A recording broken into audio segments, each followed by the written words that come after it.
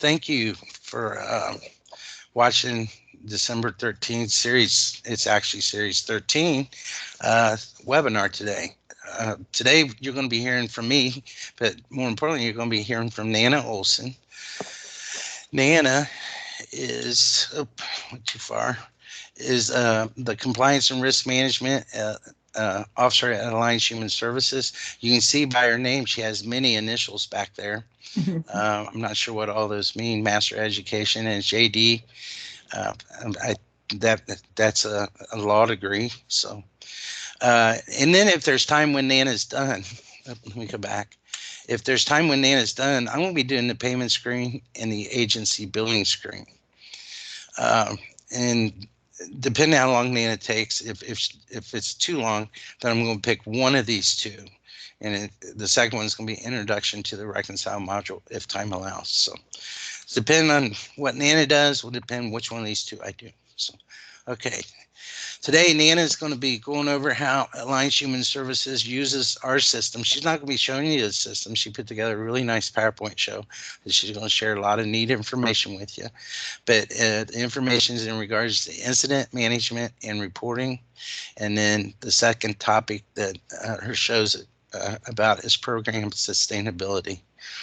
And then when she's done, depending again on the time, if I do the payment screen and the agency billing screen, the agency billing stuff will pertain to all three programs. But for foster care, the payment screen also has stuff for foster homes. So it's a little different. So when I do that, if I do this one, I'm going to start with the agency billing side so that our residential folks and services folks can drop off the webinar if they want to, not have to sit through the foster home stuff. And then if I don't have much time when Nana's done, I'm going to do an introduction to our Reconcile module. So that's the agenda. Nana, the floor is yours. So.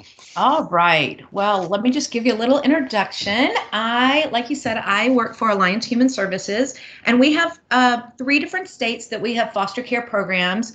We do foster care as well as other related services like mentoring and therapy and other services that are related to foster care. My role is to develop systems to ensure we're meeting the standards and using best practices across all of our programs. So today I want to talk about 2 ways we use Vallejo, or Child Tracks, which I'm probably going to call it that because that's what it was when I first started. 2 ways that we use the data off of the system to ensure that we're providing quality services and meeting the needs of our kids and our families. So first I want to talk about our incident reporting systems. When I was hired, way back before we even started with the system, I was given the task to create some kind of incident reporting system that could track incidences, and I needed to work with our insurance company to figure out what they needed to know and by when. They also wanted me to create a system to ensure we were meeting standards and keeping our kids safe. And oh yeah, can you throw in some outcome data in that system as well? So next slide. So before Vallejo came along, I developed a tracking system, believe it or not, using a fax machine and SurveyMonkey. And so as soon as the reports were written, they were faxed over to me, and I put them in SurveyMonkey in this formula that I had developed, and it gave us some limited insight to some of the outcomes. But then Paul came into my life, and the heavens opened up, and we got Child Tracks. So we kind of taking the system that I had developed, kind of integrated that into the Child Track system. So using this system, we're able to have our case managers enter the incident into the system as soon as it happens. We all get notified. All of the managers and directors get notified of the incident. We're able to provide immediate feedback and ensure that everything is covered. And we're all able to get this all done within the 7 days. Now, we're mandated within our states to report incidences within 24 hours and to have the written report within 7 days, except in one of our programs, it's a little sooner that. But so whichever is more stringent, but we always have the written report signed off by myself, the program director, the executive director, and the caseworker, all sent over within a week, which is, I think, a great process. So we are able to take all this information and analyze it as it's happening and deal with it then. But then we also produce our quarterly board reports and our annual accreditation reports from this data. And we are accredited with CARF. And so that's our accreditation body. All right, next slide. We developed our internal systems for incidences that we then incorporated into the child track system. We first put levels on our incidences, and we level our incidences 1 through 3, 1 being the least concerning, 3 being the most. And the levels are based on safety issues for clients and community and families, as well as liability to our company. Then we developed some categories and some types for our incidences. We came up with 15 different categories and 75 different types. So for instance, you have client injury as a category, and under that category, we have things like accidental scratch, bruise, blister. We have a injury from a fall or an injury by assault from third party. So we have several different types of injuries. These are just some of our examples. And so you can see here, we have like medical and medication are our categories, and then we have the different types under that. Now, one incident can have many different types. So for instance, if you had a kid who got upset and was displaying some oppositional behaviors to a foster parent, and then picked up a chair and threw it through the window and then ran away. So that's 3 different types of incidences right there. You have the oppositional behavior, the property destruction, and the AWOL. So we look at the number of incidences as well as the types of incidences. Then we do the same thing with outcomes. We've come up with 15 different outcomes that our incidences usually have, but again, you can have more than one outcome per incident. For instance, they might get suspended from school, which is an outcome of the incident, but also remain in their current placement. So we track our outcomes of as a result of the incident. What happened? Did we have to move the kid? Is the kid staying in the same place? And then there's also other outcomes like, did they get suspended for school or have a psychiatric evaluation? So those are some of the outcomes that we've come up with that we all track through this data. All right, next slide. So we take all of this information and we pull data together quarterly. So what we look at quarterly is the number of incidences. Again, not to be confused with types, just exactly how many incidences did we have? What level? How many of each level did we have? Our goal, of course, is to decrease our level 3s and increase our level 1s if we're going to have the incidents. The types of incidences, again, types by the category like injury or medical, not by the subtypes like falls or medication incidents or those things. And then the outcomes of incidences. And we take these 4 items, and every quarter for the incidences, we look at this and we analyze the data, and the directors then write a board report with a section for the incidence analysis in it, and they send it to me and I review it. And sometimes I'll have a call with them to discuss trends that they're having and what they're doing to mitigate the risk. That's something that they have to put in the report is what are they doing to mitigate the risk of the trends that they're seeing for that last quarter. I also, sometimes I see trends that they don't, or sometimes there's some data in there that doesn't seem right to me. And so we can look to see if there's some user error or some errors that were done in the actual entering of the data. So we have 2 sets of eyes again, even though I've looked at it and they've looked at it when it happened. On a quarterly basis, we're then putting another set of eyes on it. So it's kind of a team effort to make sure we're utilizing the data so it's helpful for our program. All right, next slide. Then at the end of the year, we do our big end of the year incident analysis report, which is something that we have to do for our CARF, for our accrediting agency. And what we look at, including the same things that we look at quarterly, we also add the ages of the clients involved. We add how long the clients are in care.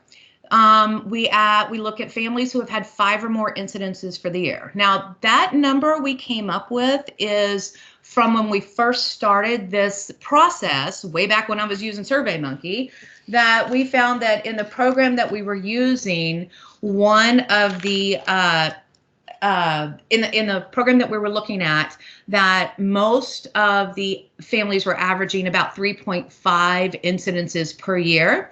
And so we just kind of arbitrarily chose the number 5. However, we now just use that because we've been using it since day one. So 5 is our number. So that's the reason we chose 5. You can choose any number. And then we look at the reporting time frame because we have to notify our funders within 24 hours of an incident. We track the time that the foster parent knew about the incident to the time they call us, and from the time they call us to the time that we actually report it to the agency. So in addition to pulling all this data, at the end of the year, the director, the executive director, and myself, we go back through all of the incident reports and look at the recommendations that were made either by myself or by the director. And we try to just make notes about common themes and things that we see that may not be reflective in the data points that we have. So now that we've collected all this data, what do we do with it? So the next slide, please. So there's many different topics that we've identified through the years that we've seen by looking at the data and analyzing it, and then also looking at our own notes that we took looking back over the incidences. And one of the things that we always find is that foster parents need training. So some of these trainings that I have listed here are just examples of things that we find, every few years they pop up in the programs. Retraining of what is an incident. What is an incident? When do you call the incident in? How do you report it? You don't call and leave it on the voicemail. You call our on-call system. So there's some retraining that has to be done every few years in the programs. Power struggles. A lot of foster parents, we find that's a common theme is power struggles and engaging in power struggles. So we usually every year we have power struggle training on our training calendar. Because we find that a lot in incidences. Same thing with de-escalating clients, that sometimes we need to keep that training on a regular rotation just because of the type of incidences, and identifying triggers before escalation. So those are some of the examples that we've had that kind of reoccur, not every year, but every few years they pop up at different programs. So next slide, please. So we kind of have the same thing for the staff as we're reviewing our incident reports and our data. We also see that, as a whole, our staff might need training, like how to provide support during crisis or how to help clients regulate. One of the things that we noticed one year was we had a rash of, I think it was reactive attachment disorder, and we had a lot of several clients with a lot of incidences, and we noticed that was the same diagnosis in common with all those clients. And so we were able to provide our staff some training on that and how to, successfully intervene with clients with that kind of diagnosis. And one of the things that we find on every couple of years, because we have case manager turnover probably every, 18 months or so, they get promoted, move on. Is special education and advocacy. We have a lot of school incidences and a lot of incidences around behaviors, and I think it's because the kids aren't getting the right services at school. So every couple of years we pull in a special education specialist to come give our staff some training because our workers don't necessarily know about those things. All right, next slide. So often we need to give our staff or our foster parents one-on-one training. Now this usually comes from the individual, not so much waiting till the end of the year. We usually see these as the incidences that are happening, but some of those are, reviews of specific policies or procedures. Again, training on diagnosis that maybe the foster parent had never worked with before. So we're kind of giving them some insight on that, how to intervene.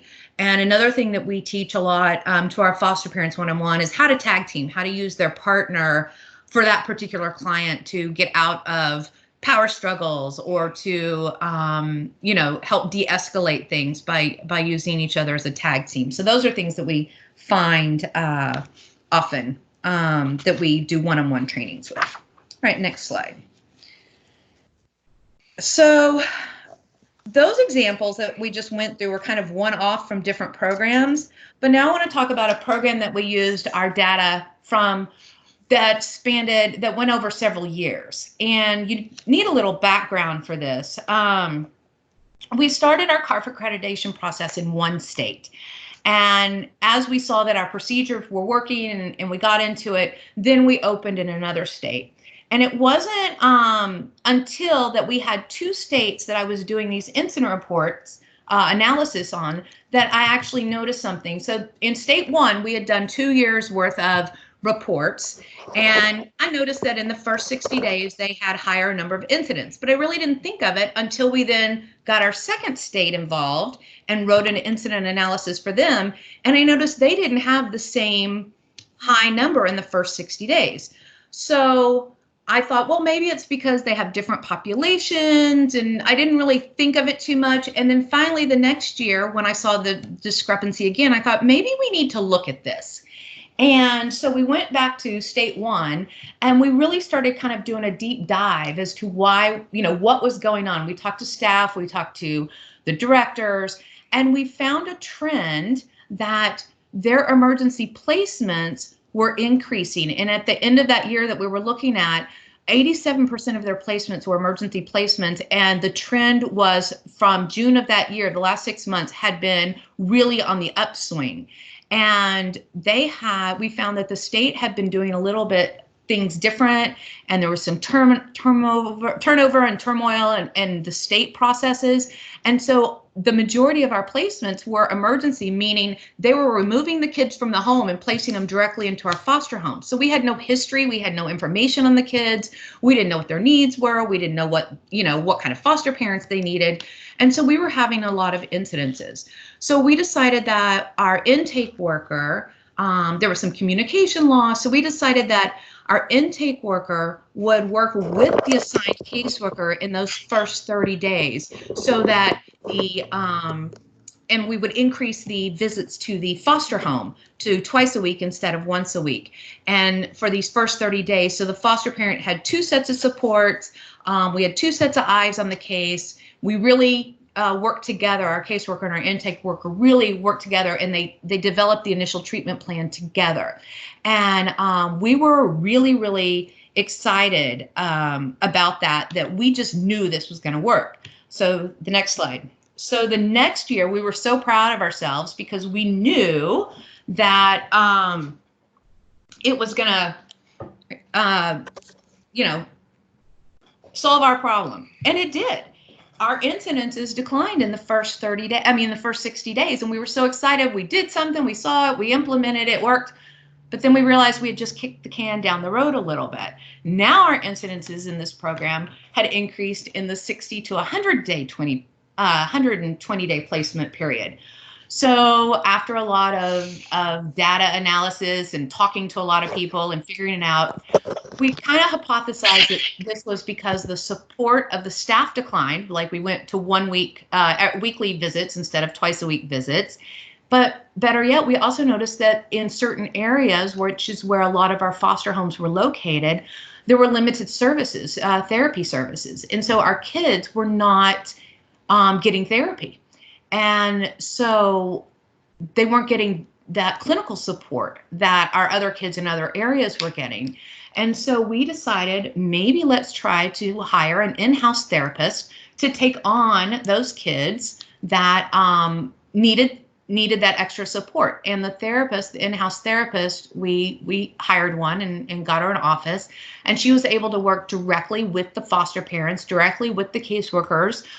We even could have group sessions at the office with kids of similar, issues.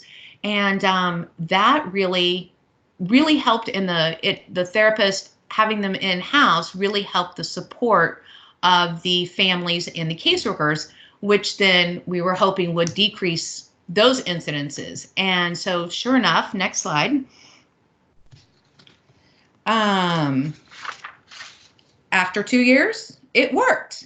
We found out that it worked. And so our incidences were, for this program that we were talking about, their incidences kind of averaged out. I mean, of course, there were, spikes and dips, but not near as much as they were in the first half of placement. So we're we're really excited that we were able to take this data and find solutions and make it work and make some really good, solid program improvements in our area. We know that these weren't the only differences. I mean, we did a lot of training, we did a lot of other things, but we feel like these were some of the main factors that helped us even out our incidence averages, across the year, that every month was similar as opposed to having spikes at different times. So we were really excited about that.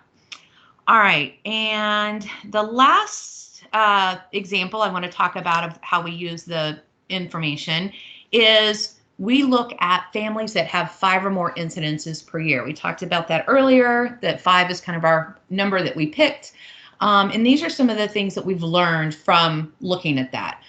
Sometimes our families have a lot more than 5 incidences, but they're handling really difficult kids or kids with high needs.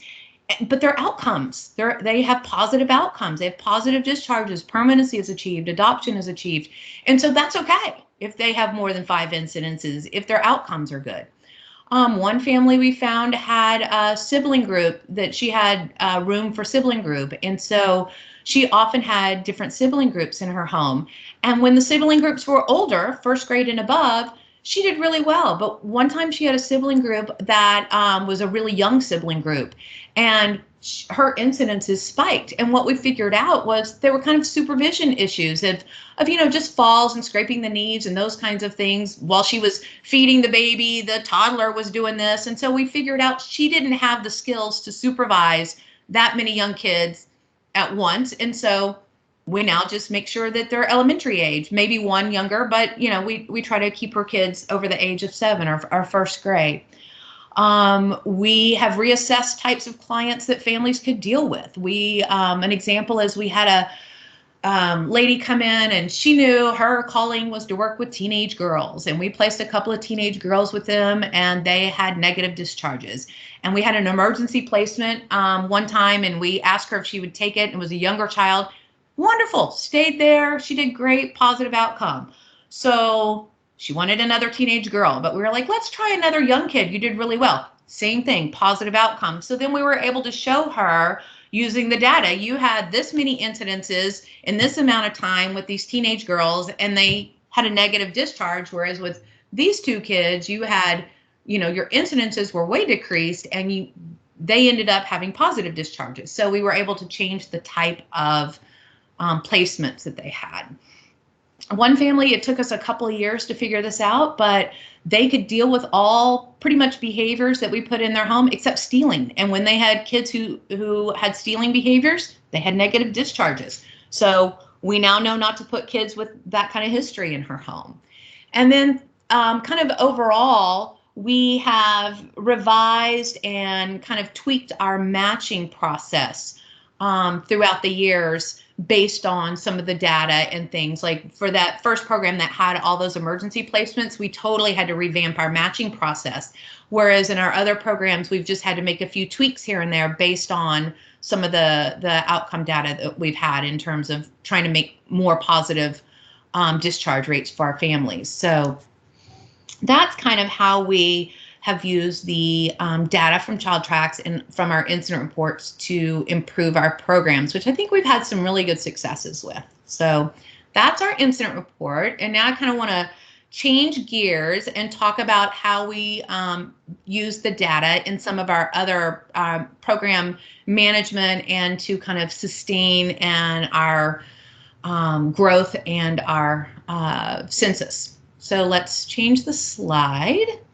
So this is a chart that we use on a monthly basis. We're going to see this chart again, so don't worry, but I just want to kind of show you, then we'll talk about it, and then we're going to go back to the chart.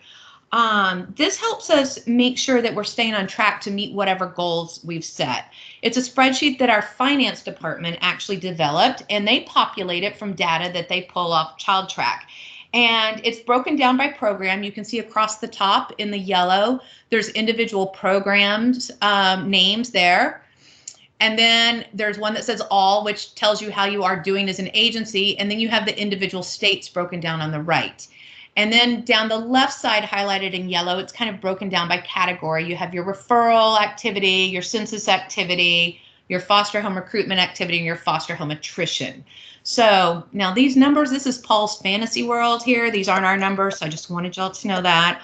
I wish some of our numbers could be that good. So let's go to the next slide, and I'll talk a little bit about this, and then we'll come back to the slide. All right, so as I said, our finance department pulls this, and every month they put this data out and give it to all the directors, and every month we have a call that discusses this kind of information with all of our executive directors. You saw on the chart there were some colors. Green means incoming. What inquiries do we have coming in for foster homes? What referrals do we have? So everything that's kind of highlighted in green is our incoming stuff that has to do with our program. Everything in red is outgoing, homes closed, clients discharged, that kind of thing. And then the blue data and the other data is information that we can figure out based on our green and our red data. So kind of this monthly exercise, not only does it, generate conversation, but it gives another set of eyes onto our data to ensure that the user error is at a minimum. So a lot of times when the finance department is putting this together, they'll notice that something doesn't seem right or something's off, and they can contact the programs and say, hey, it looks like, you've got too much of this. Do you have some double entries? Or, there's just different things that they see that we don't necessarily see because they're looking at it from a different angle. And so we're able to correct some of our entry errors if we have some. It also gives the executive directors who are in charge of the whole state. In each state, we have an executive director. It gives them a quick view of how their state is doing and helps them identify which programs or what areas they need to focus on. Then the executive directors review it with their program directors, and the program directors are over each area in the state. And the program directors can see exactly how their program's doing and where they need to focus and maybe what staff they need to be talking to. And for both sets of directors, the executive director and the supervision and the program director, they use it as a supervision tool. So they're able to take these numbers and say, hey, this is where we are, and hold some staff accountable and also keep the staff focused, which is really good for us. All right, next slide. So now getting into the details of the report, these are some of the things that I use or that we use to kind of look at. And these aren't everything. These are just some examples. So we might look at the referral numbers and the conversion rates, and we start asking questions if those are low. So some of the questions are, what's our relationship with the referring agency like? And one time we found our numbers were low in one of our agencies that we typically get a lot of referrals from. And when the director did a little investigating, they had staff turnover at the state that we weren't aware of. And the new person in charge of sending out referrals didn't know us. And so we had to work on developing a relationship with that person. And so that was one of the things that this helped us with. Or do we not have enough beds available? Or if beds available, are they not meeting the funders' needs? Did the population change? Or one time we found out our new person wasn't responding to referrals fast enough, so we were losing them. So those are some of the things that we kind of talk about in referral numbers and conversion rates. Length of stay is another one. Now, length of stay is based on discharge, so it doesn't talk about the kids currently in placement, but length of stay impacts our census, right? So if we have a short length of stay, we're having a lot of turnover, which means we need a lot of referrals coming in to match those beds. Or if our lengths of stay are a little bit longer, we're going to need more families to grow the program. If we have a long length of stay, that's something we look at. So in the foster care world, permanency is something that is a priority. And so if we have a long length of stay, all of a sudden we start looking at why. Are we focusing on permanency? Did we change our population, or now all of a sudden are we serving more teens who are aging out? Or in one of our programs, we serve regional center clients, which are more long-term DD type clients that need a lot of care, long-term care. So those are the things that we look at there. And another area we look at is foster home inquiry. So our goal personally for our program is for each recruiter to open 12 homes per year. And we have figured out, based on all this data, that it takes 10 inquiries, like 10 people calling in asking about how to be a foster parent, for every one home we get opened. So we know that we need to be kind of on track for 120 inquiries per recruiter. And so if our inquiries are down, then we start looking at why. What's our marketing strategy? Do we need to change it? Do we need to increase it? What's going on? So those are some of the things that we kind of look at when we go over this on a monthly basis. So now let's look at this spreadsheet, Paul's fantasy team. That's what I call it.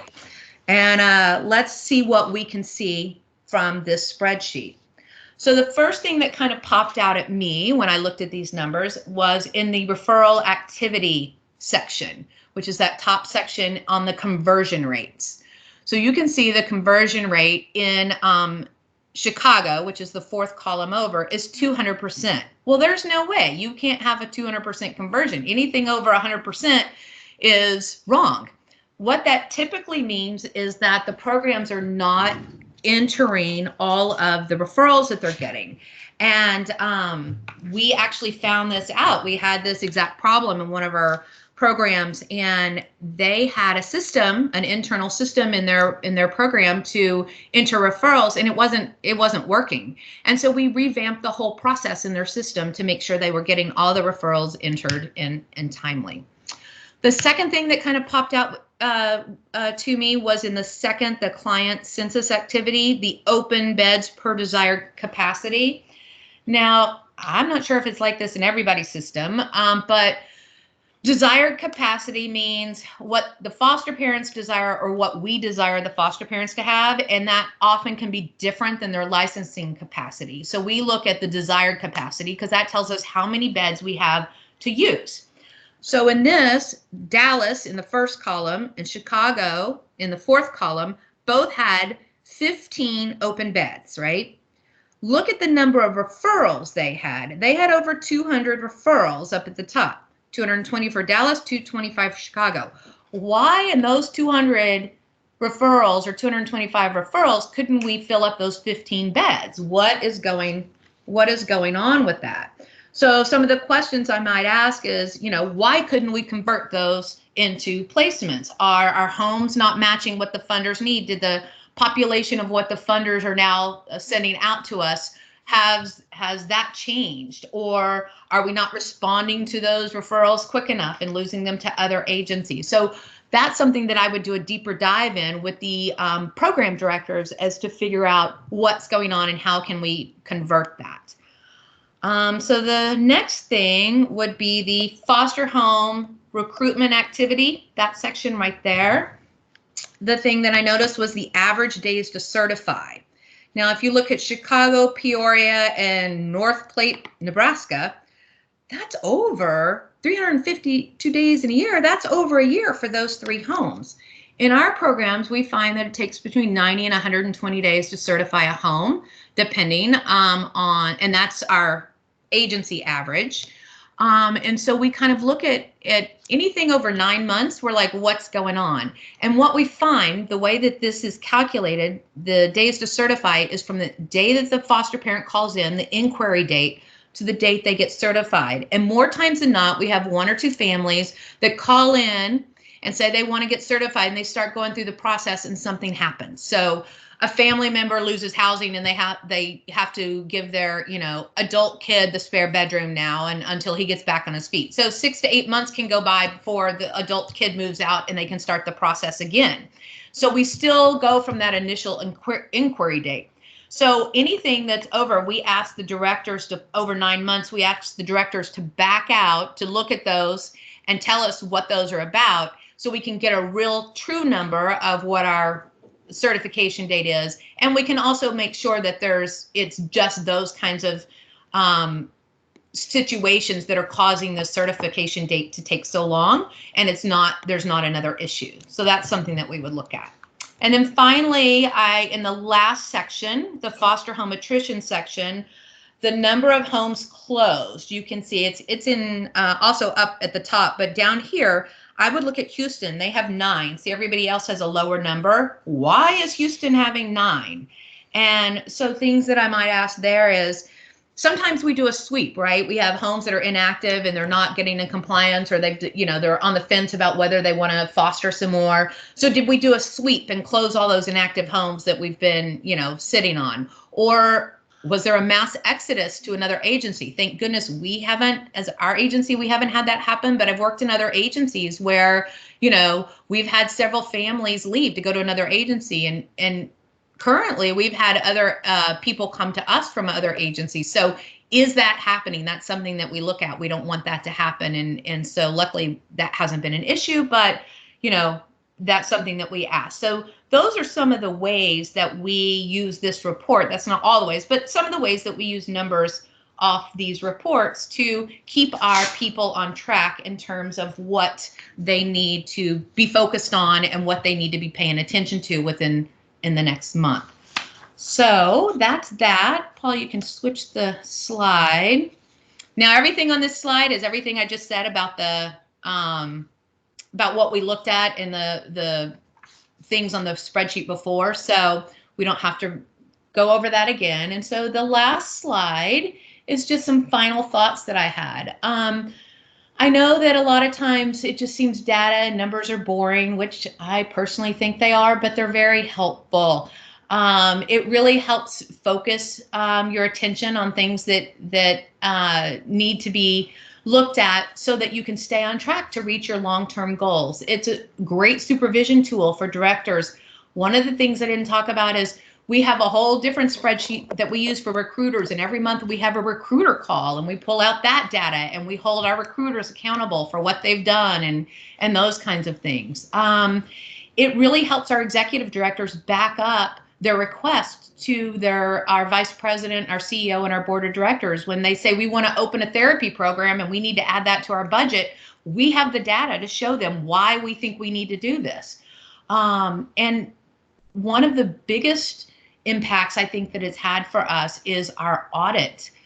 We've had a lot of good audit improvements since we've been using this system and since we've been doing our quarterly and our annual reports and analysis. We had one program that constantly got about an 80% on their audits.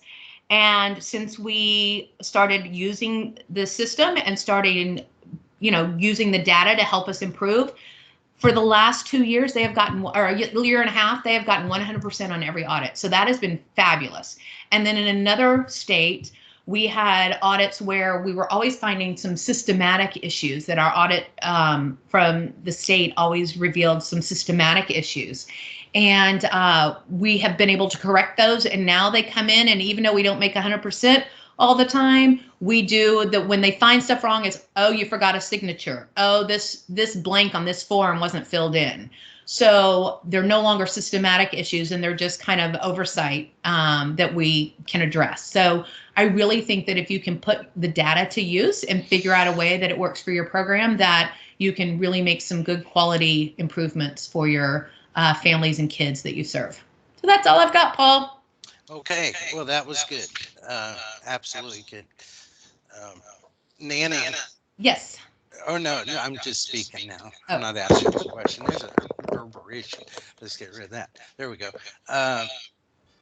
Got to know Nana a few years back when Alliance wanted to go with us, and I could tell that she was going to use this system the way we designed it. I mean, it's a data tracking system that can give you great information to help improve your program and also sustain your program.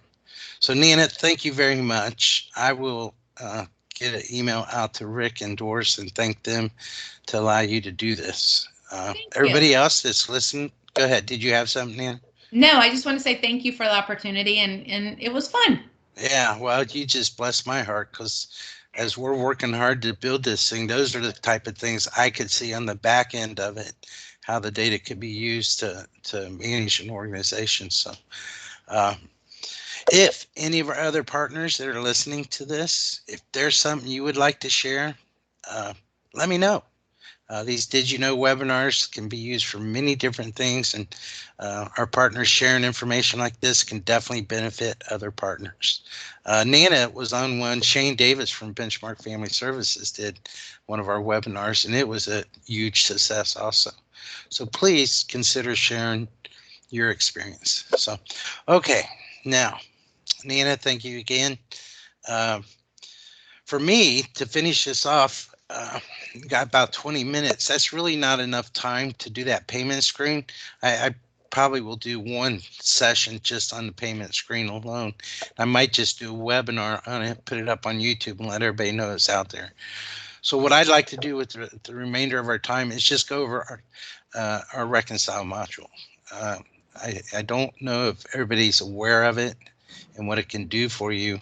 Uh, so I'd like to just introduce that, do an introductory session on that reconciliation module. So I'm going to start by, I'm going to go to the administrative menu, go to billing, and I'm going to go to this, what's called an agency billing reconcile variance. Okay. Now, again, this is our test system. So like Nana said, this is our world of fantasy, not just mine. It's my whole team.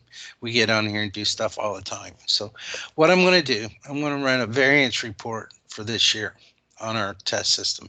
So I'm going from January of 2019 to December of 2019. Okay. Now I'm going to do it for everybody. Well, just for the Ohio branches in here, but you can switch and you can do this by any one particular payer. If you're using the like the regional billing specialist in your state, you can do it by a regional billing specialist or your state itself. So I'm going to leave this set at the Ohio. And then before I run this, I want to talk about these other things real quick. I'm going to show them to you. But more importantly, this checkbox here. So this show where checks are not received yet. If I don't check that, so like this is December 13th. So, we submitted our invoicing for November, the first week of December. We may have not got any checks back from December yet. So if I check this, or if I don't check this, then December wouldn't be included in the variances. If I do check it and then run the report, then December would be, or not December, November would be included, even though we haven't got any checks in for November. So when you're just managing things day in and day out, this checkbox really helped the agencies not have to sort through the months where no checks had come in for. So I'm not going to check it. I'm just going to hit show results real fast. And so the system went out and found all the outstanding balances for the year of 2019. So if you look, before I explain all this, I do want to show you what this checkbox will do, or that it works. So our total outstanding balance is $500,000, $574,000. So let me check this box now. I'm going to hit this again. So now if we look, that jumped up to 617,000. And the reason those are different, again, is because I've invoiced for a month where we haven't got any checks. And when I don't check that, then those months would not be showing up. So now let's look at the results real quick. So these are our payers. All right, they are links, and I'll show you what the link does here in a few minutes. But it's going to show you for this payer. So let's pretend that's like Montgomery County Children's Services. So for this period, for that payer, we invoiced $150,000. We were overpaid nothing. So they didn't overpay us on anything, but they did underpay us 29 times. That totals $84,604.20. Now this 29 times, a lot of people will immediately think, oh, 29 clients, right? We got underpaid on. Well, one client could be part of that 5 times because they got mispaid for January, February, March, April, May, right? So there'd be a record for each one of those months for that client. So this is not a client count, okay? And then if there's any journal entry stuff going on, then that will show up over here. With the recent changes we made to the reconciliation module over the last 2.5 years, 3 years, the journal functionality is not used a whole lot anymore. So then it's going to give you your overall balance. So in this particular example, this balance matches that column because these other two columns have nothing going on. But if we come down here to this payer, Eric's agency, we invoiced $13,000. We got overpaid $30. Got underpaid $1,040. No journal entries. So if you look at the balance here, it's $1,010. It's this minus that. So that's the results. Now, before I click on this and go into more detail, there's two things you can do with the results. You can throw them into a Word document, or you can create an Excel spreadsheet with them. Now, some of our bigger partners that use this stuff thoroughly, they've worked with the states, and so these reports are formatted and presented. The data is presented in a way that the state had input on to make it easy for their folks to get these balances cleared. So now there's 29 instances that created this underpayment. So that's all great and well, but how do I know what those 29 incidents are? So I'm going to click on this, and it's going to pull up the detail. So here's all 29 of them. Okay. Now I told you that 29 didn't mean that it was 29 clients, and this will show you why. So Frank Barber's here 1, 2, 3, 4, 5, 6 times. He's here for May, he's here for June, July, August, September, and November. So now this reconciliation module really has multiple parts to it, but the two main parts are the invoice side. And if you look, this whole line is split right down the middle. So the left half is the invoice side. Okay. The right half is the reconciliation records. This is when you get your statements from the payer and you enter them in the system. That's what this side represents. So let me talk about these two halves real fast. The invoice records in the reconciliation module are generated automatically when you run certain financial reports. Whether you're using it or not, they're there. Okay. So if I run my end of month reports for September, as soon as it gets to Frank Barber and it says, oh, we got an invoice, Butler County, whoever, 31 days at $65 a day. So it creates that invoice record in the reporting system.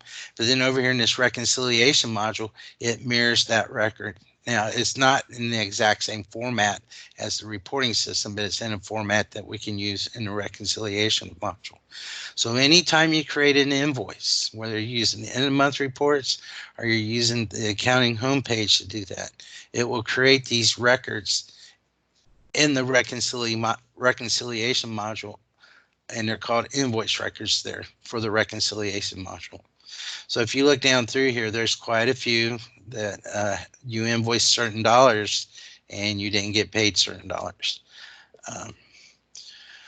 So the reconcile side is we have tools, and I'll just introduce you to one real quick. We're not going to spend a lot of time on this. So when you get your EOB, your statement from the state, and I'm going to open this in a new tab, we have this input tool. So let's say you got your November payments, Ohio, and we'll, for ease, for simplicity on the webinar here, I'm just going to pick a branch. Most people will do it by payer or by the billing specialist of the county. So I'm going to do it by branch. And so here's everything that you invoice for the date and branch for November.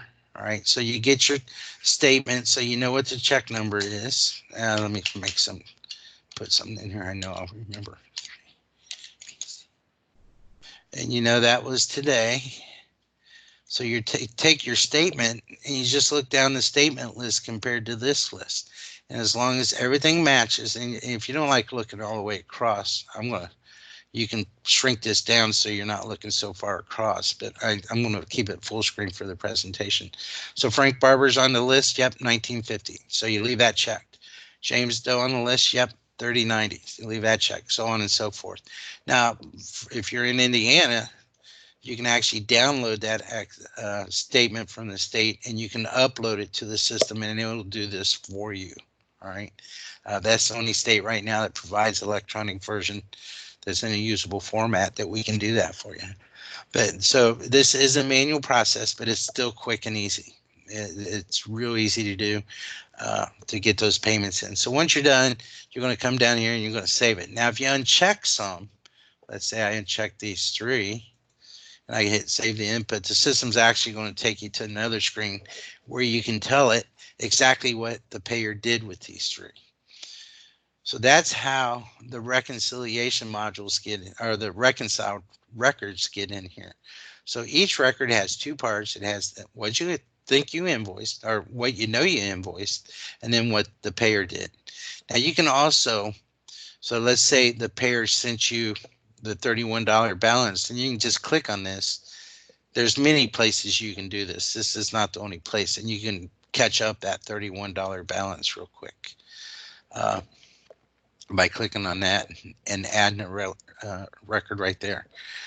You can also, let's say for May, I'm Frank, let's say your agency missed getting a rate change in there. So you billed all of May for $65, but there was a rate change. The state paid you correctly.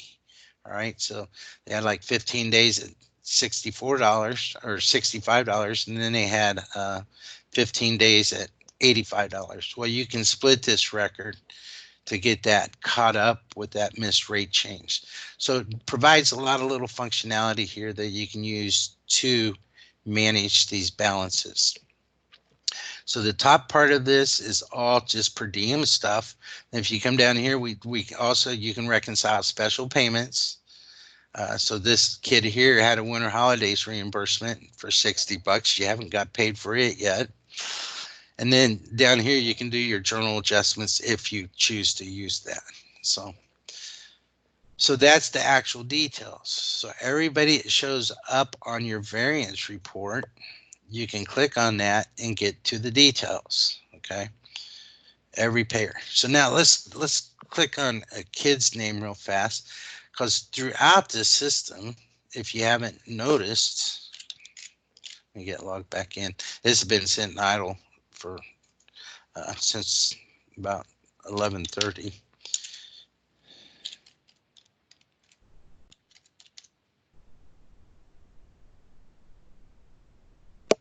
So let me go back here and click on that kid's name. You probably have seen here where you have this link to reconcile records. All right. So there's, and when I was telling you about adding a reconciliation record, I told you there's many ways you can get to that. Well, this is on the kid's complete history page. This will show you that reconciliation stuff for that kid. So, and everything that you've ever invoiced for him will show up here, and everything you ever received will show up here. Well, then you can come in here and you know, work on these things if there was mistakes made. So there's many different places you can get to that. Just a couple, sort by client, sort by date, just what they say. You can sort this different ways. Now, this happens. It blew my mind when I first heard about it, because we didn't have a way to handle these at first. Sometimes you get paid, and you get paid for a kid that was never in your program. All right.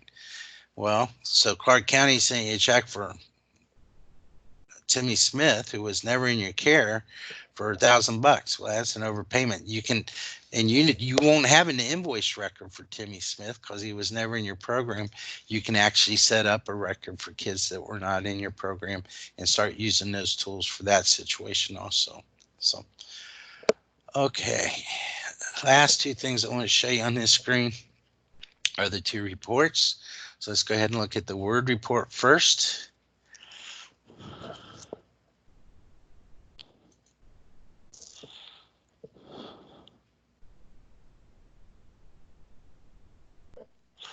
So this one's going to open up, and it's going to have each payer. I don't believe this one's used much anymore. Everybody pretty much uses that spreadsheet. I forget what states kind of had input on how this was formatted, but here's all those outstanding balances by client for that payer. So, Each payer will be listed on here if they have outstanding balances and the details that make up those balances. So, okay, that's the Word document, and you can edit these. This is a Word document. So the next report is the Excel spreadsheet. If you open that one up, it's going to take that information and put it into a spreadsheet for you. This is pretty much everybody that's using the reconciliation modules today, I believe, is using the spreadsheet. But there's all those details. There's Frank, date of birth, payer, service dates, September 1st to September 30th. Number of days is 30. You expected 1950, and you didn't get nothing. So here's that one where they paid $64 instead of $65. So that has an outstanding balance of $31, $1 a day for 31 days. So, and I'm almost positive this is pretty much what our partners use today when they're making printable reports of the reconciliation module. Okay, one other brief thing, and then we can wrap this up. We have, if you go to administrative billing, there's actually 5 tools here that you can use in conjunction with the reconciliation module. There are also, let me go ahead and open an accounting homepage in a new window. They're here on the accounting homepage. This one's really not used anymore because we put the report functionality on this one. We just haven't taken it off yet. But so let's go back here real fast. Remember when I entered that check number? You know, the great tools, the software gives you great tools, but if you're having data entry errors, you know, it can negate the effects of the great tools. So when I did that, oh, I didn't save that reconciliation. So let me do this. Well, I'll just explain what this is. If I would have saved that input, you know what, we have the time. I'm just going to go ahead and input that. So what I'm going to do right now, I'm going to go through and I'm going to, for November, I'm going to reconcile this agency right here. So let me go ahead and pull those up. I'm going to say the check number was 123 ABC. The date was today. All right, so this total check would have been 35,600, should have been $35,698, all right? But we're gonna say they messed up Tom Cruiser, okay? So I filled out all this up here, come down here. So I'm gonna save the input, right? It's gonna take me to the next screen where I can say what the payer did. So what I wanna say is that instead of paying $150 a day, they only paid $140. Okay. Now this was only for 12 days.